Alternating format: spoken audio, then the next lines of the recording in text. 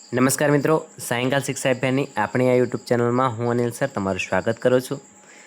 મિત્રો, આરટીનો બીજો રાઉન્ડ આવી ગયો છે. એટલે કે જે બાળકોએ, જે વાલી મિત્રોએ પોતાના બાળકને ધોરણ 1માં ફ્રીમાં અભ્યાસ કરી શકે, 1 થી 8 ધોરણ સુધી પ્રાઇવેટ શાળામાં મફત અભ્યાસ કરી શકે, તેના માટેનું જે આરટીનું ફોર્મ ભરેલું હતું એનો અગાઉ 15 દિવસ પહેલાં પ્રથમ રાઉન્ડ આવ્યો અને ઘણા વાલીઓના મેસેજ હતા કે સર અમારા બાળકનું નામ નથી આવ્યું. તો એ વાલીઓ માટે આ ખુશ ખબર છે એવું કહીએ તો ચાલે.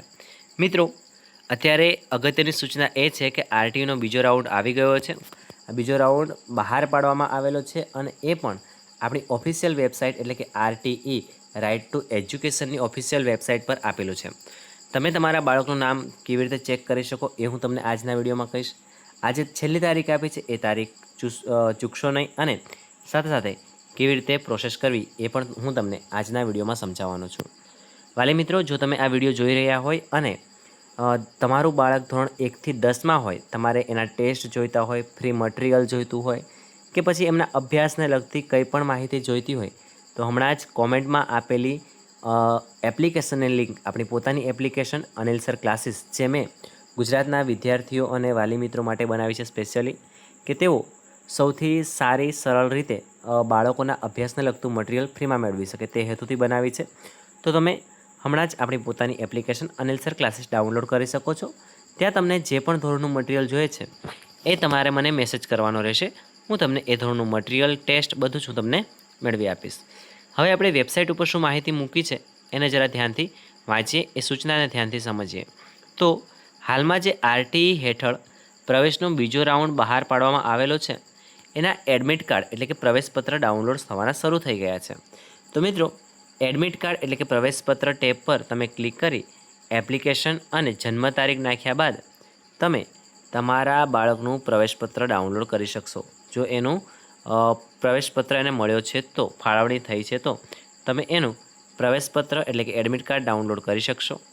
એડમિટ કાર્ડ એટલે કે પ્રવેશપત્રની પ્રિન્ટ મેળવી જે શાળામાં તમારા બાળકને ફાળવણી થઈ છે એ શાળા સમય દરમિયાન તારીખ 4/6/2006 સુધીમાં તમારે ડોક્યુમેન્ટ સાથે પ્રવેશ મેળવી લેવાનો છે. અન્યથા ચોખ્ખી સૂચના લખી છે કે પ્રવેશ રદ થશે, મતલબ તારીખ ચૂકી જશો તો તમારા બાળકને એડમિશન મળશે નહીં. આ ખાસ અને ખાસ ધ્યાન રાખવાનું છે.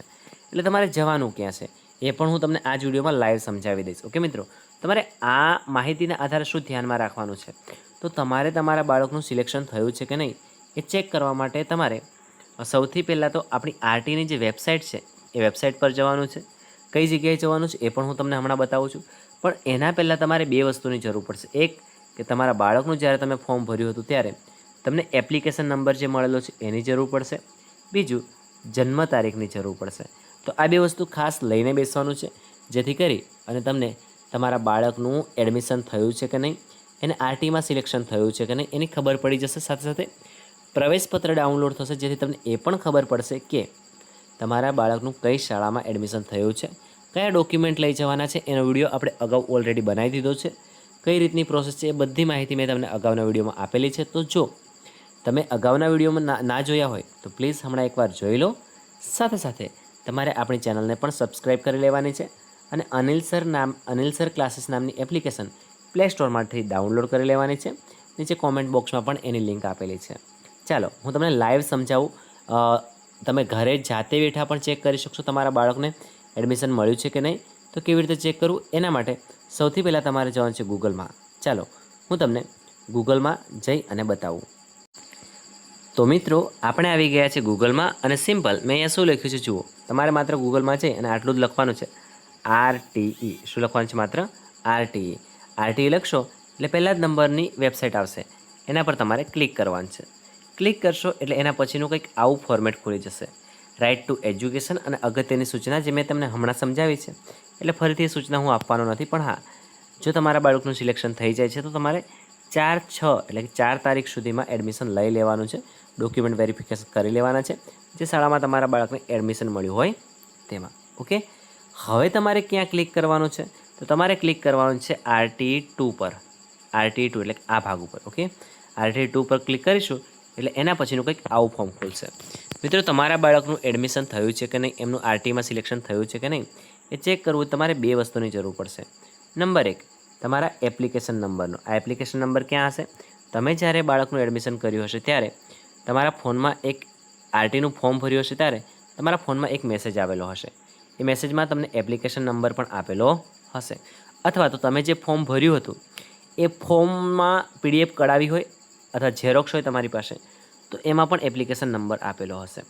બીજી જરૂર પડશે તમારે જન્મ તારીખની. તો જન્મ તારીખ નાખશો તમે. પહેલાં એપ્લિકેશન નંબર નાખી દો, ત્યારબાદ જન્મ તારીખ નાખી દેશો એટલે પછી તમારે સિમ્પલ આ સબમિટ બટન પર ક્લિક કરવાનું રહેશે. જેવું તમે આ સબમિટ પર ક્લિક કરશો એટલે તરત જ તમારા બાળકને એડમિશન મળ્યું છે કે નથી મળ્યું. જો મળ્યું છે તો તમારા માટે કઈ શાળામાં મળ્યું છે એ ઓપ્શન ખુલશે. નથી મળ્યું તો એ પ્રમાણેની માહિતી ખુલશે. સમજાય છે? તો આટલી બાબતનું તમારે ધ્યાન રાખવાનું છે. ક્યાં સુધી તમારા બાળકનું એડમિશન, જો તમને શાળા ફાળવણી થઈ ગઈ હોય તો 4 તારીખ સુધીમાં તમારે એડમિશન લઈ લેવાનું છે. અન્યથા તમારા બાળકનો પ્રવેશ રદ થશે. પછી ભલે તમને શાળા મળી ગઈ હોય છતાં પણ શાળામાં એડમિશન મળી શકશે નહીં. આ બાબતની ગંભીરતા રાખજો અને ખાસ જેટલું બને એટલું જલ્દીથી એડમિશન લઈ લેજો. આશા રાખું છું તમને આ વિડીયોમાં જરૂરી માહિતી મળી ગઈ હશે. તો મળીએ ફરી આપણે નવા વિડીયોમાં. ત્યાં સુધી જય હિન્દ, જય ભારત, ધન્યવાદ. ઝડપથી તમારા બાળકનું એડમિશન ફિક્સ કરાવી દો.